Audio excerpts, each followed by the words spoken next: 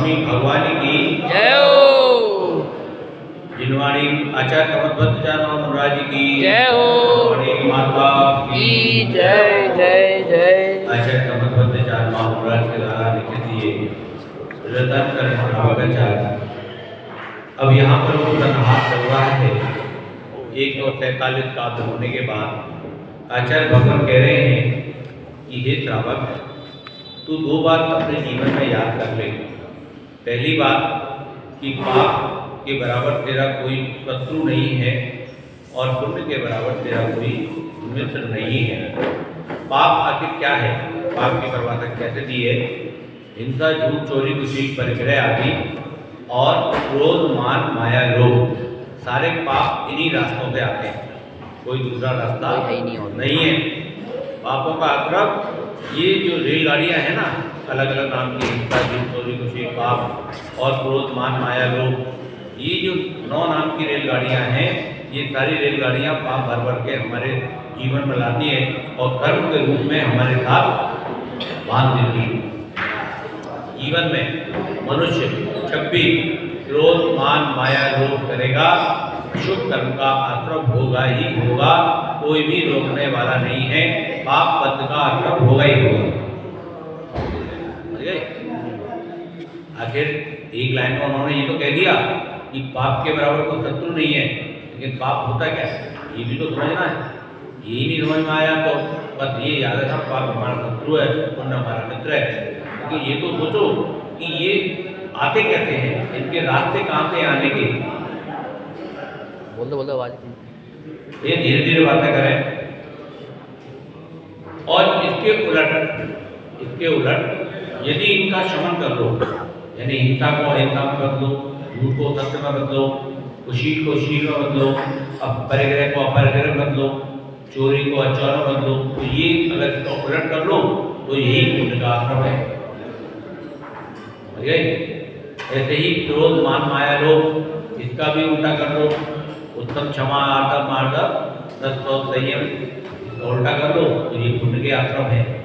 तो यहाँ पर आचार्य भगवान कह रहे हैं कि हे श्रावक, तूने इतना जीवन मंदिर में बिताया, इतना जीवन तूने स्वाध्याय किया, एक बार सोच तो ले तेरी कथाएं कम हुई कि नहीं हुई। सारी की सारी बात उन्होंने वहीं ला के खड़ा कर दिया कि बोले जब तक जीवन में निष्कलंकता नहीं है, निष्कलंकता यानी ये सब कलंक है, क्रोध, मान, माया, लोभ, जितने भी ये कथाएं हैं, एक श्रावक के जीवन में कलंक के समान है।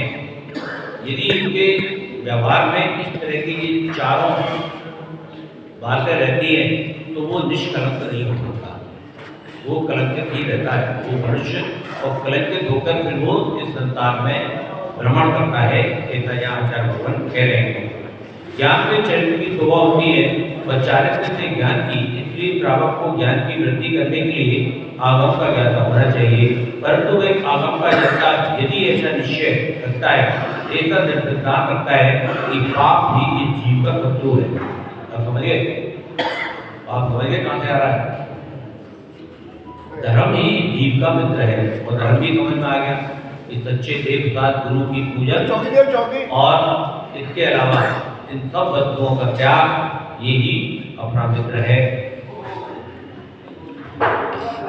समय ज्ञान समय चाहिए के फलस्वरूप ऐसा निश्चय होना ही चाहिए कि पदार्थ मेरे शत्रु अथवा मित्र नहीं है।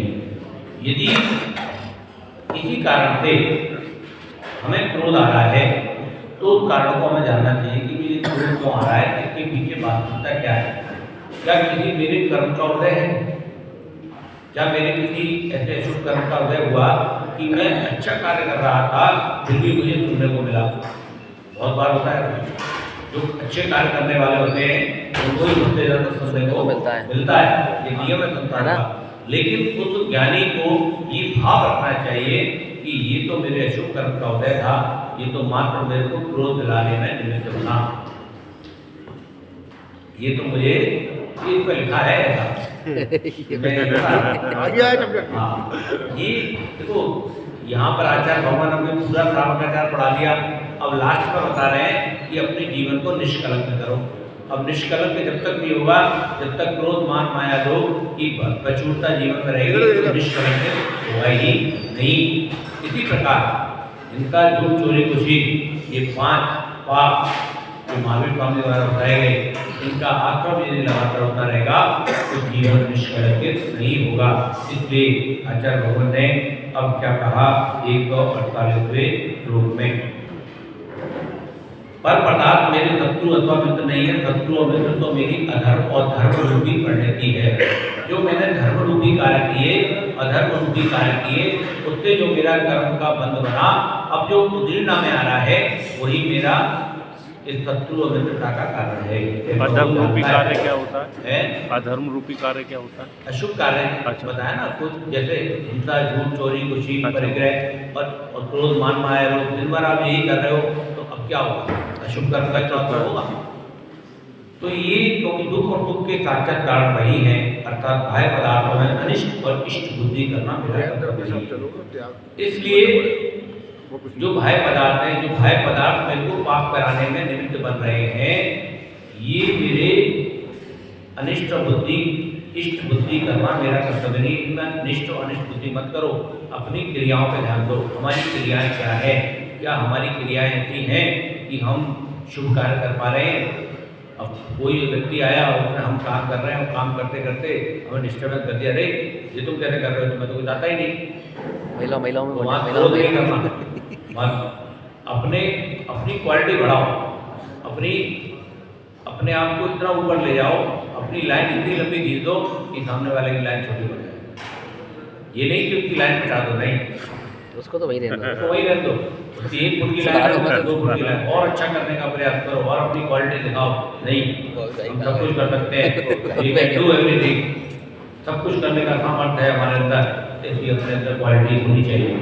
ऐसा निश्चय करने से ये जीव राग द्वेष के प्रचोंच में नहीं करता, और यदि वो बाह्य पदार्थों में इष्ट अनिष्ट बुद्धि नहीं लगाता तो फिर वो राग द्वेष उत्पन्न नहीं होता, वो ही श्रेष्ठ कहता है। जिसके ऐसे भाव होते हैं कि ये बाह्य पदार्थ, तो जैसे कोई आप व्यापार कर रहे हैं, अब कोई ग्राहक आपके पास आ रहा था, अब नीतीश आ गया बीच में से, अरे कहाँ जा रहे हो तुम, इससे बढ़िया सामान तो मैं तुम्हें दिलाता हूँ, चलो। अब इसका तुमसे द्वेष हो जाएगा, लेकिन ऐसा नहीं मानना चाहिए। ज्ञानी तो सोचेगा कि ये मेरे अंतराय कर्म का उदय है, और अज्ञानी सोचेगा कि तो मेरा जन्मजात दुश्मन है। ये अंतर होता है ज्ञानी और अज्ञानी, समझे? तुम्हारे यदि पुण्य में शक्ति होगी तो 10 अवरोधक होंगे तो भी ग्राहक 10 जगह से घूम के तुम्हारे पास ही आएगा। और यदि तुम्हारे अंतराय कर्म का उदय आया, लाभांतराय कर्म का उदय होगा, क्षयोक्षम नहीं होगा, तो वो आते आते दुकान पे चढ़ेगा और दुकान पे चढ़कर हो जाएगा। ऐसे होता है, ऐसे ऑर्डर मिलते हैं, मिलते रह जाते हैं, है ना? और क्या? तो ये सब अपने अंतराय कर्म बांध लेते हैं अज्ञान भर, और सबसे ज्यादा अंतराय कर्म बनता है धार्मिक कार्य। कभी भी किसी का धार्मिक कार्य हो या धर्म की क्रियाएं चल रही हो, उनमें अनुयोगी बनो, अनुमोदित बनो, अनुपालक बनो, कभी भी उनकी विराधना मत करो। सही बात बोले भाई, काम की बात बता रहा हूँ, जीवन में यही चीज काम आनी है। ये रत्नों का खजाना है, और ये हमारे जो रियल लाइफ है ना, उसका ही पार्ट है, और उसमें ही चाहे व्यापार हो चाहे सर्विस हो, हर जगह यही काम आने वाला है। ये कोई एक मंदिर जी की सब्जेक्ट नहीं है, ये हमारे जो लौकिक जीवन है उसको मैनेजमेंट कैसे करना है, मैनेज कैसे करना है, वो भी सब काम आने वाला है। चलते एक 4 पकड़ो। ये स्वयं नीत कलंक विद्या क्रिया रतन खंड भाव नीतत्व माया की प्रतिचयी सर्वार्थ सिद्धि स्त्रीषु विष्टयेषु। और अब क्या कह रहे हैं? पहले तो कहा था कि ये 7 रत्नों का रतन करंट है, रत्नों का खजाना है, लेकिन अब उन्होंने परिभाषा बदल दी। अब वो ये कह रहे हैं कि हे श्रावक, तू निष्कलंक हो जा, इन पापों से रहित हो जा। ये 5 पाप और 4 क्रोध, मान, माया, लोभ, कथाएं, इन सबसे दूर हो जा, तो तू स्वयं रतन करंट बन जा, तू स्वयं रत्नों का खजाना हो। अब आगे उन्होंने बताया, रूम नहीं बताया, रूम बता देते तो तुम्हारा कथा हो जाता, रूम तो पढ़ाया पहले। अब पढ़ाने के बाद अब कह रहे हैं तुम रतन करंट हो, तुम तो रत्न हो।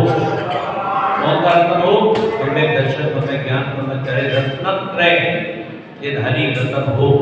ऐसा यहाँ पर ये बता रहे हैं कि जिस भक्त ने अपनी आत्मा को बीत कलंक विद्या दृष्टि क्रिया तक निर्दोष सम्यक दर्शन सम्यक चरित्र रत्नों की पेटी रूप प्राप्त कराया है, उसे तीनों लोकों में पत्नी की इच्छा से ही मानो धर्म अर्थ काम मोक्ष रूप चारों पुरुषार्थ की सिद्धि प्राप्त होगी। और जो वास्तव में सम्यक दर्शन सम्यक ज्ञान सम्यक चरित्र को प्राप्त करता है, उसे नियम से मोक्ष की प्राप्ति होती है। विद्या दर्शन आदि से जो रीता कर पाया। अब क्या कह रहे हैं कि ये श्रावक जितने विद्या दर्शन आदि विद्या दर्शन विद्या ज्ञान विद्या चरित्र विद्या से जिसने अपने को रीता कर लिया, रीता यानी जिस रीता ढाल लिया, रीत गया बोलते ना, कुछ भी नहीं बचा सब रीत गया, तो कुछ खत्म कर लिया उसने अपने अंदर से क्रोध मान माया लोभ सब कुछ खत्म कर लिया और सम्यक दर्शन को धारण कर लिया। दोष रहित विद्या दर्शन रतन खंड कर पाया। और उसके पास जो विद्या है जो ज्ञान है वो दोष रहित है, बिल्कुल भी दोष नहीं है उसके अंदर। और ऐसा करके वो क्या हो गया, रतन करण हो गया, रत्नों का खजाना हो गया। धर्म अर्थ की काम मोक्ष सिद्धि उसको वर्ण करे। अब क्या होगा, जो शिवनारी होगी मोक्ष होगी वो उसका वर्णन करेगा। तीन लोक में पद इच्छा पे सर्वमुक्ति में रमण करे। अब काय का पति बनेगा, वो मोक्ष का पति अधिपति अधिपति और उसी में सच्चे सुख को वो प्राप्त करेगा। यहाँ स्वयं शब्द आत्मा का वचन है, जिसे कलंक दोष विशेष रूप से नष्ट हो गए उसे बीज कलंक कहते हैं। जिसमें ये सब दोष खत्म हो गए तो बीज कलंक की नया शब्द आ गया, बीज कलंक। बीज कलंक विशेषण विद्या ज्ञान दर्शन दृष्टि दर्शन क्रिया चरित्र तीनों के साथ लगता है। यहाँ पर आकर वो कहते हैं कि हे श्रावक तू अपनी दृष्टि बदल दे, तेरी दृष्टि में ही सारा खेल है, दृष्टि में ही पुण्य है, दृष्टि में ही पाप है। यदि दृष्टि तेरी वितरागता की तरफ है तो वही पुण्य का आश्रम है। दृष्टि यदि कथाएं रहित है तो तेरे को वहीं पर सच्चा तो मिलने वाला है। इसलिए ये वीतराग कलंक विशेषण विद्या ज्ञान दृष्टि दर्शन क्रिया चरित्र तीनों के साथ लगता है। इन तीनों के लिए रत्नों की उपमा प्रसिद्ध है। ये विद्या ज्ञान है दर्शन है, ये सब रत्न है। रत्न चरित्र सम्यक दर्शन सम्यक ज्ञान और सम्यक चरित्र का ग्रहण होता है। जिस भक्त ने अपनी आत्मा को निर्दोष जान निर्दोष दर्शन निर्दोष चरित्र रूपी रत्नों का ग्रहण बनाया है, अर्थात अपने आत्मा में तीनों को प्रकट किया है, उसे तीनों में धर्म अर्थ काम मोक्ष समस्त अर्थों की सिद्धि उस तरह प्राप्त हो जाती है जिस तरह पति की इच्छा रखने वाली कोई कन्या किसी पति को प्राप्त होती है। यहाँ सर्वार्थ सिद्धि शब्द स्त्रीलिंग है, अतः लिंग नाम से उसमें पत्रा कन्या का आरोप किया गया है। अब विशेष अर्थ में क्या कह रहे हैं कि रत्नत्रय जगत उत्कृष्ट के लिए दो प्रकार के हैं। जगत रत्नत्रय के साथ रागांश की बहुलता रहती है, इसलिए वो उपचार के देवालय और पुण्य प्रकृतियों के वजह का कारण कहा जाता है। यदि किसी ने बिल्कुल औपचारिक समय दर्शन भी प्राप्त किया है तो वो भले ही मोक्ष को ना जा सके, लेकिन देवालयों आदि तो प्राप्त कर ही लेगा। परमार्थ से पुण्य प्रकृतियों के बंध का कारण रत्नत्रय के काल में पाए जाने वाला रागांश है और रत्नत्रय नहीं। परंतु जैसे गर्म घी से जल गया, यहाँ परमार्थ से घी जलाने वाला नहीं है, किंतु घी के साथ मिली हुई अग्नि वो जलाने वाली है। घी में जो तेज था ना, जो तेजी थी वो उसने जलाया, घी ने नहीं जलाया। ऐसा जानना चाहिए कि ऐसे जो धर्म में जो कथाएं आ जाती है वो कथाएं हमें जला देती है, धर्म ने नहीं जलाया। तो यहाँ पर ध्यान रखना है। इस तरह जगन अवस्था में रत्नत्रय धर्म अर्थ काम का साधक है और उत्कृष्ट अवस्था में मोक्ष का साधक है। ग्रंथ के प्रारंभ में समर्थबद्ध स्वामी ने सम्यक दर्शन ज्ञान चरित्र को धर्म का और उसी धर्म का फल बताया है। ये श्रेष्ठ से रतन करके ग्रंथ सूचित हुआ। भगवान की जय हो।